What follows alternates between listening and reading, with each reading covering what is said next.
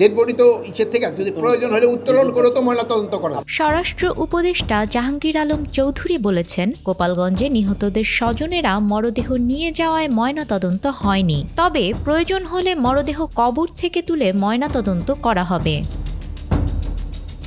শনিবার দুপুরে হযরত শাহজালাল আন্তর্জাতিক বিমানবন্দরের 3rd টার্মিনাল পরিদর্শন শেষে সাংবাদিকদের তিনি এসব কথা বলেন। স্বরাষ্ট্র উপদেষ্টা বলেন, গোপালগঞ্জের ঘটনায় ঢাকা মেডিকেলে চিকিৎসাধীন অবস্থায় মারা যাওয়া ব্যক্তিটির ময়নাতদন্ত হচ্ছে। প্রয়োজন হলে বাকি নিহতদের মরদেহ কবর থেকে তুলে ময়নাতদন্ত করা হবে। এ সময় গোপালগঞ্জের ঘটনায় প্রশাসনের দায় আছে কিনা তদন্ত কমিটি খতিয়ে দেখবে বলে জানান তিনি। স্বরাষ্ট্র উপদেষ্টা বলেন, শাহজালাল আন্তর্জাতিক বিমানবন্দরের 3rd টার্মিনাল চালু করতে ইমিগ্রেশন জনবলের চাহিদার বিষয়ে খোঁজ নিয়েছি, তবে টার্মিনাল চালুর বিষয়ে আমার কাছে কোনো তথ্য নেই।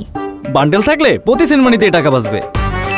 বিকাশ সেনমানি বান্ডেল কিনে জিতুন প্রতি লেনদেনে।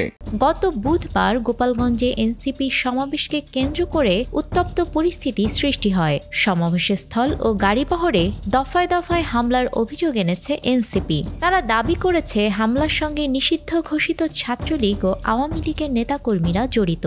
এদিন সকালে হামলার শিকার হয় আইন শৃঙ্খলা বাহিনীও। আগুন ধরিয়ে দেওয়া হয় পুলিশের গাড়ি ও এক সরকারি কর্মকর্তার গাড়িতে। সংঘর্ষে এখন পর্যন্ত 5 জনের মৃত্যু হয়েছে।